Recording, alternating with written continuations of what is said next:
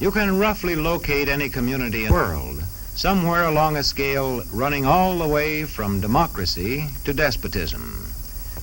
One to the democracy end, another somewhere in the middle, and a third.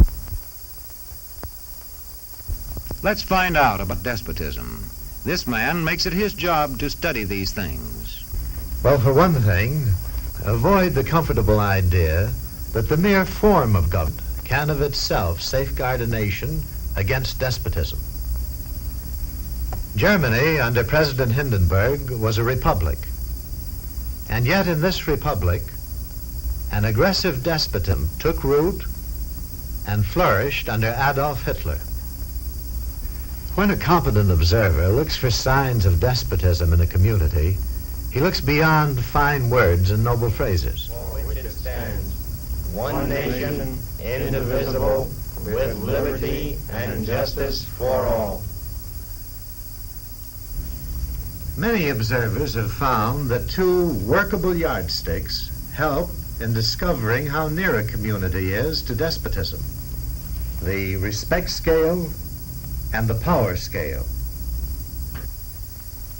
A careful observer can use a respect scale to find how many citizens get an even break.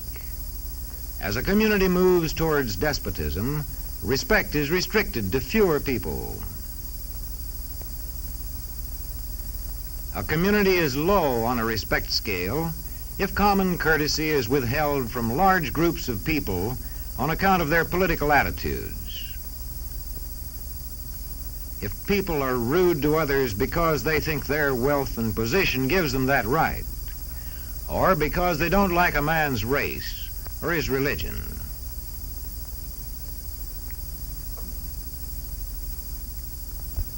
Equal opportunity for all citizens to develop useful skills is one basis for rating a community on a respect scale. The opportunity to develop useful skills is important, but not enough. The equally important opportunity to put skills to use is a further test on a respect scale.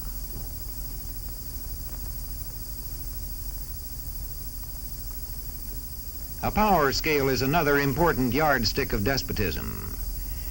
It gauges the citizens' share in making the community's decisions. Communities which concentrate decision-making in a few hands rate low on a power scale and are moving towards despotism. Like France under the Bourbon kings, one of whom said, "The state, I am the state." Today, democracy can ebb away in communities whose citizens allow power to become concentrated in the hands of bosses.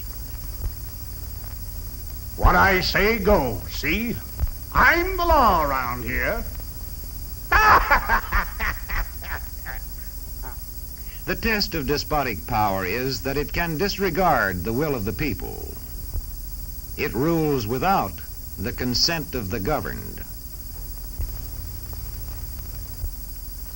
Look beyond the legal formalities of an election in measuring a community on the power scale to see if the ballot is really free.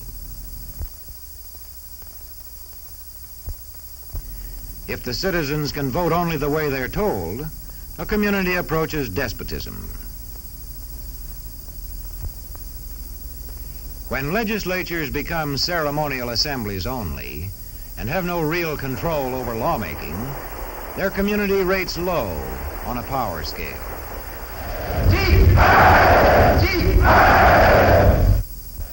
In a downright despotism, opposition is dangerous, whether the despotism is official or whether it is unofficial.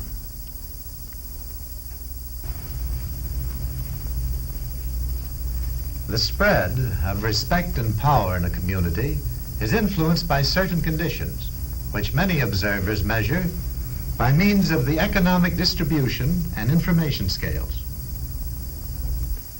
If a community's economic distribution becomes slanted, its middle-income groups grow smaller, and despotism stands a better chance to gain a foothold.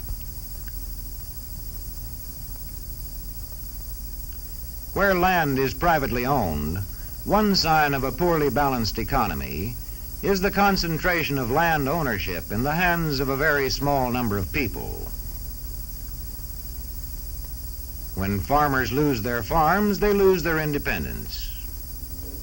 This one can stay on, but not as his own boss anymore.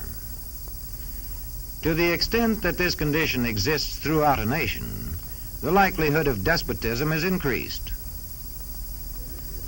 In communities which depend almost entirely on a single industry, such as a factory or mine, maintaining economic balance is a challenging problem.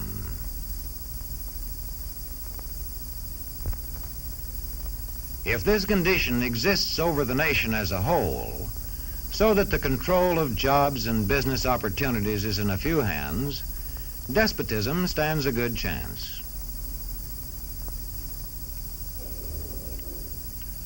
Another sign of a poorly balanced economy is a taxation system that presses heaviest on those least able to pay. A larger part of a small income is spent on necessities such as food. Sales taxes on such necessities hit the small income harder.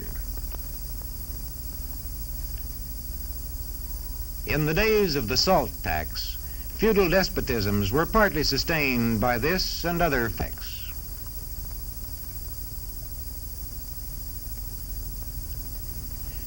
A community rates low on an information scale when the press, radio, and other channels of communication are controlled by only a few people, and when citizens have to accept what they're told.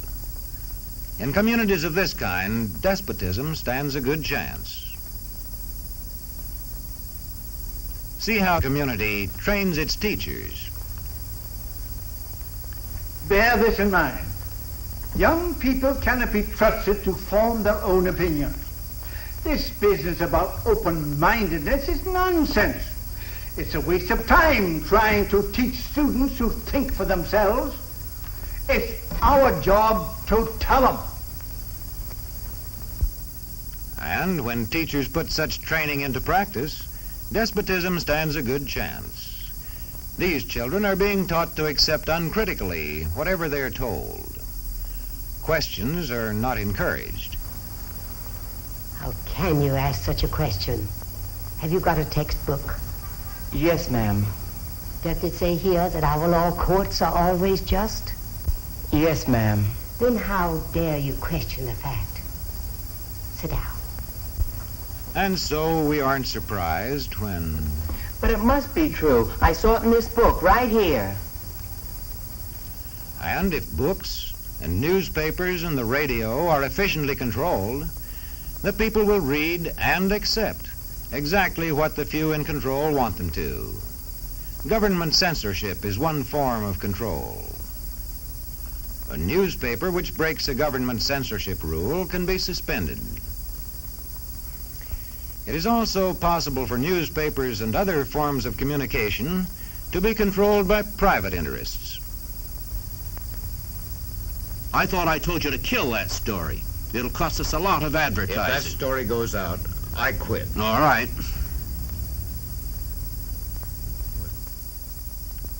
What sort of community do you live in? Where would you place it on a democracy-despotism scale? To find out, you can rate it on a respect scale and a power scale. And to find out what way it is likely to go in the future, you can rate it on economic distribution and information scales. The lower your community rates on economic distribution and information scales, the lower it is likely to rate on respect and power scales, and thus to approach despotism.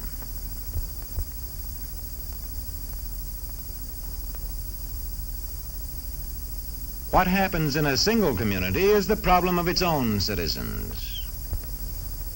But it is also the problem of us all, because as communities go, so goes the nation.